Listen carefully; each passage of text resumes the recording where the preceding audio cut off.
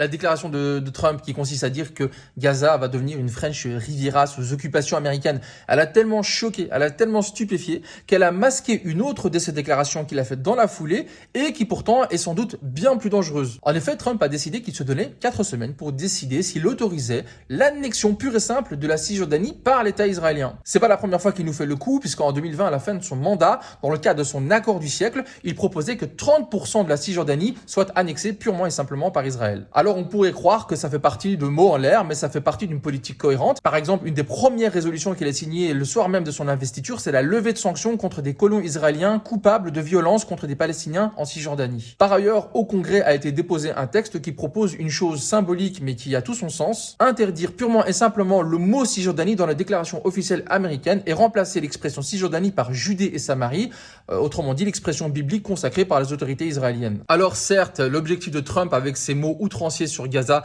c'était peut-être de placer la barre très haut en vue des négociations de l'après-Gaza, mais certains experts pensent qu'il y a peut-être un objectif plus sournois, c'est de placer la barre très haut sur Gaza, mais en échange, il lâcherait du lest contre l'annexion de toute ou partie de la Cisjordanie dans l'État israélien. Conclusion, Donald Trump continue la politique pro-israélienne américaine classique, mais de manière beaucoup plus brutale, il va plus loin, il va plus vite, et il n'y a même plus cette hypocrisie de la solution à deux États. Autrement dit, on est sur un sioniste pur et dur dans la plus simple expression du terme.